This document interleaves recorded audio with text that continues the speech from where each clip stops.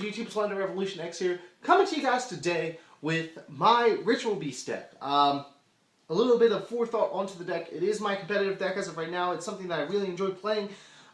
It's probably the best not Necroz deck to come out of Secret Forces. Yeah, that's a thing. But I really enjoy the deck, and I got a couple interesting little texts in there for you guys. So without further ado, let's dive into it. Alright guys, so let's get right into it. Start off with the Tamers. 3 Elder. Elder is pretty much the best one out of all of them. He's the best one to open up with, and really start your plays off with Cannahawk, if you guys don't know anything about Ritual Beasts. 3 Wen. A lot of people only run 2 Wen, but I wanted to max out on the Tamers to optimize my plays one way or another.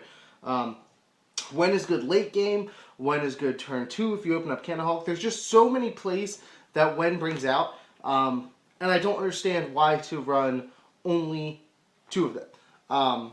The deck revolves around having one of these and 1 Ritual Beast, so why wouldn't you want to max out on them to optimize all of your plays? And it's working out pretty good for me so far. 2 Lara. Now, I know I just said, it's a little hypocritical, I just said to max out on the Tamers. Lara is the most irrelevant one. Better late game, but you really don't want to open them. She has her own good abilities. She's the one that special summons from the graveyard, but you're not going to have a ton in graveyard, so I keep her at 2. Onto the Beasts. 3 Cannahawk. This is your essential win condition. If you open up with him and Elder, you essentially start off some serious advantage. 3 Rampengu. Kind of like the poor man's Cannahawk. 2 Apelio. He's your beater. He beefs up all your monsters. And then 1 Petalfin. I've almost kind of been contemplating running more than 1 Petalfin. I know that that's not like I know that's like kind of sacrilegious, but the card is great. I think it's really underrated. It spins monsters back, and it's a good way to get out of Jin locks, you know. And I may try siding some, but like it's a really good card. I think it's very underrated. Triple Upstart Goblin. Upstart Goblin adds consistencies to decks. Double MST.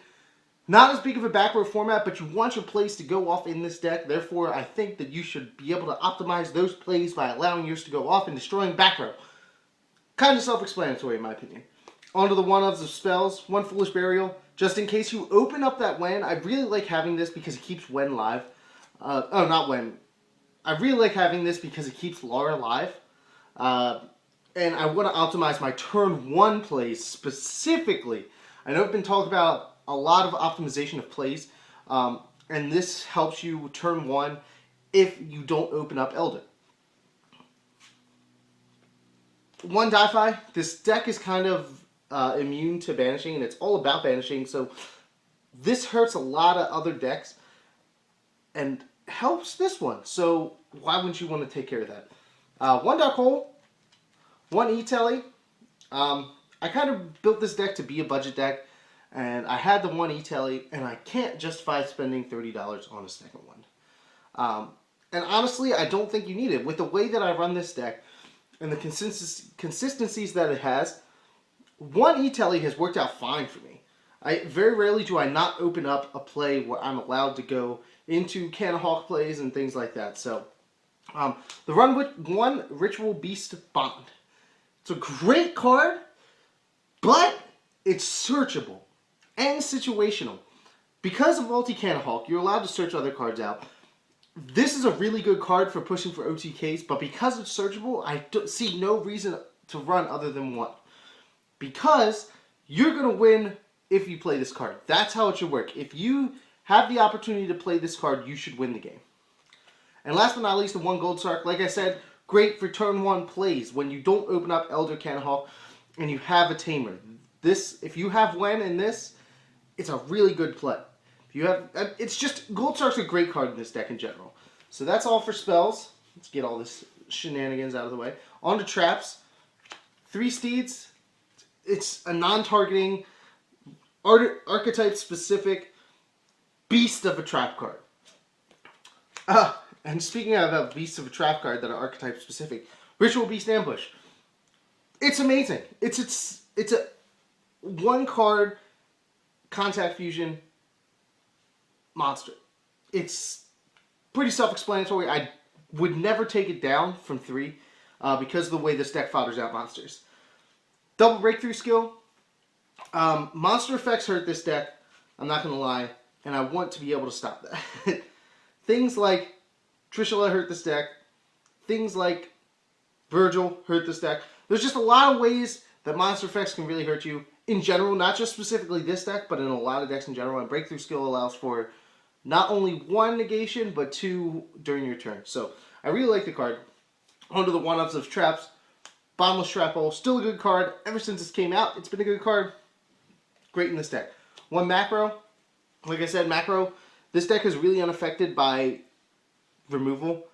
So macro is a really, really good card to run. Solemn, self-explanatory, and last but not least, Vanity's Emptiness. I don't know how this card went from mediocre, well, it went from like a good floodgate to like a great floodgate when it went from 3 to 1. Like now it's pretty much like staple status. But it's great. It's a great card, great floodgate. I know some people say it's counterproductive, but this card just can shut your opponent down. And if you have a good setup, this card, it wins you games. Onto my extra deck. Pretty standard. I mean, there's really not too much variation that you go to in extra deck. You got the 3 Ulti Canahawks. You got them. You got Apelio, and you have Petalfin. That's pretty much your 2 Petalfin. That's pretty much your standard lineup for Ritual Beasts. It's just the maximum way to it's just the best way to utilize your extra deck is with this lineup.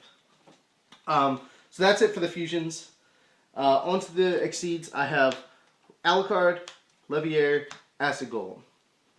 You don't go into rank 3s a lot, but when you do, they need to be significant plays. Alucard can win you games. Leviair Dragon, especially in a deck that banishes a lot, can win you games. And Acid Golem, you should not be playing this card. This card shouldn't touch the field unless it's going to win you the game, because otherwise it's going to hurt you in the long run. Onto the rank 4s, Cowboy, Abyss Dweller, Black Ship, and Rhapsody. I think all of these have their own little niche in this extra deck to where if they could make a big, big impact. Obviously, I think I'd rather run Exciting Knight over Black Ship, but Black Ship is a good substitute for that if you guys can't seem to afford an Exciting Knight. And that's, like I said, I'm trying to build this kind of as a budget deck while staying competitive. So that's pretty much the deck for you guys. A couple wrap-up thoughts on it. This is my competitive deck as of right now. I was running Dark Worlds, and then the format changed, and Dark Worlds really didn't seem as relevant to me anymore. Dark World, don't get me wrong, Dark World is still a great deck, just not right now. And I really like the Ritual Beast mechanic of contact fusing. For you guys that have been around my channel for a long time, you know that I'm a contact fusing enthusiast. Before Neos, I ran Gladiator Beasts, which is about contact fusing as well. It's just an interesting niche in the game that it's nice to see utilized in a competitive manner as Ritual Beasts. But if you guys like the video, give it a thumbs up. If you have any comments, suggestions, anything like that, put them in the comment section below. I'd love to hear from you guys. And as always, guys, remember to subscribe to join the revolution today. This is Slender Revolution X signing out, and I will see you guys next time. Thanks for watching.